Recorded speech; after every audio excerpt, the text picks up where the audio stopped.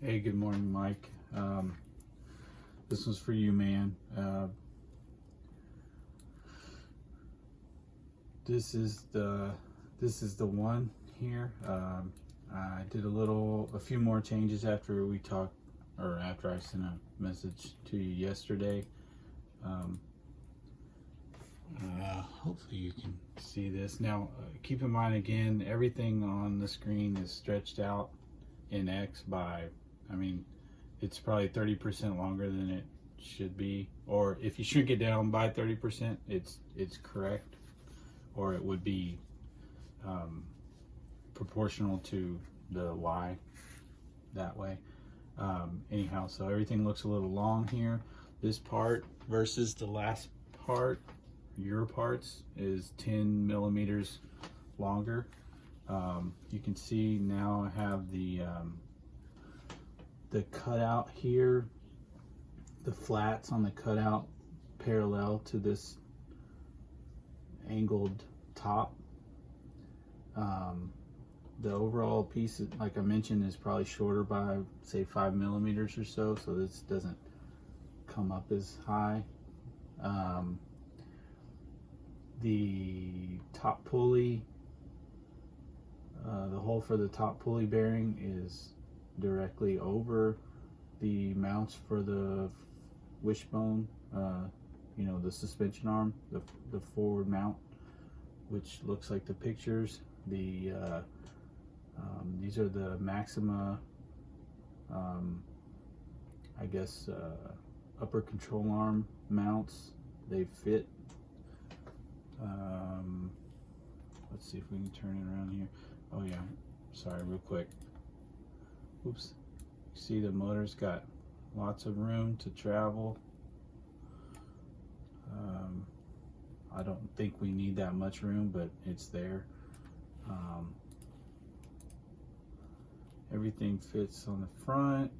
You can roll your motor way out. I know you're not going to be running a pinion that big, but you could. And this is sized based on the pinion I have, which I think is pretty darn big. So I would imagine you won't have one that big, but you still got room here. You can see the motor's not crashing into the top pulley until you get to there, so a much smaller pin. Anyway, plenty of room to roll the motor back and forth, and I think you had a pretty good amount of room on the last one. You got clearance here, right? You're not riding the back of the spur on the Maxima upper control arm mount, right? You got a gap there. Still got room for the Maxima shock towers. So let's try to squish this thing down so that it actually looks like it should. Let me turn this around. Sorry, it's hard to do this and talk. So I'm gonna let's see. Dun, dun, dun. I think that's a screen capture. Hopefully, okay. All I'm gonna do here is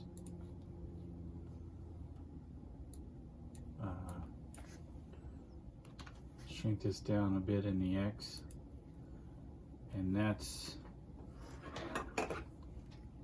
too big, of course, because this top pulley hole should be around 0.395. So I mean, we're talking like, you know, that's almost double. Yeah, it's about 2x, but now we're looking, X and Y are proportional, right? Okay, so anyway, it's square, right? I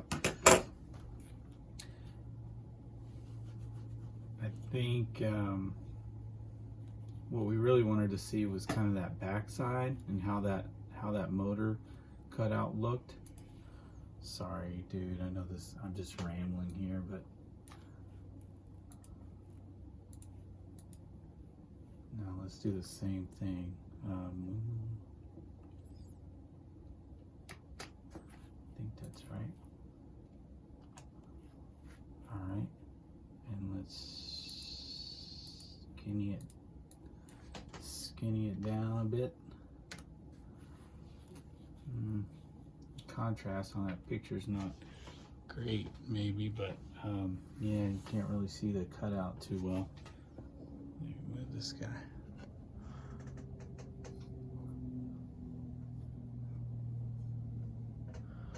Hopefully you can see that little blue line around there. That's what we're dealing with, man. That looks like the dang picture to me. You know, we can debate over this little angle until we're both no longer here on Earth, but yeah, it looks damn close to me, dude. So I'm gonna go ahead and print some of these out. I'm gonna let Shapeways do some, and I'll just mail you some, and you know, they'll be in nylon. You'll be able to put it all together and see what you think, and then we'll go from there, buddy. I did, in case anyone's interested, I did manage to get the old MRC. Yeah, the lighting's terrible. Hold on a second. That probably didn't help at all. Anyways, MRC, MRX maybe, we'll just call it MRX, is coming along. Went through, cleaned everything up, rebuilt the gear diffs. All of the old grease in there had just turned into rock candy, so that took a long time to chisel all that out. Both are pretty smooth now.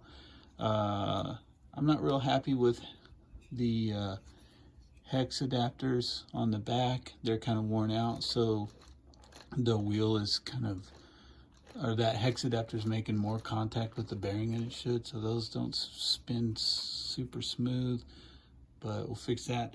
You might recognize this upper shock mount from the AYK Radiant. Had to borrow that versus the homebrew part that was made on there.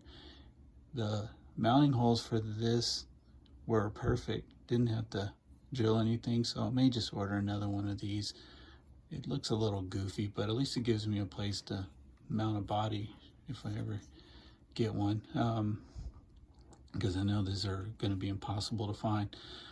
But yeah, man, I was going to make a running video for this car yesterday, but then I realized I'm not going to be able to get a stick pack through there because the belt, right? Can't just throw a stick pack across there, so I gotta make a saddle pack if I want to run this, and I don't know how bad I do want to run it. This is what we ended up in the back. Let me see.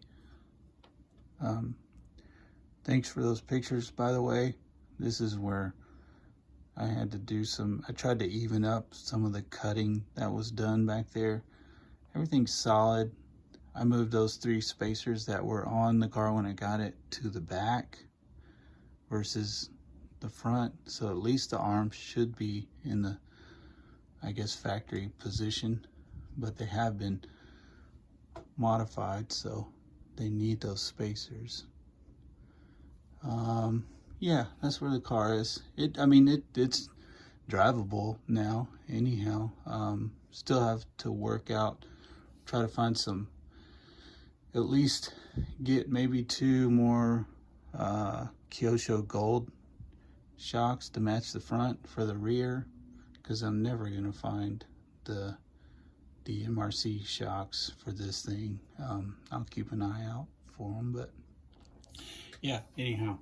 All right, see you guys later. Take care.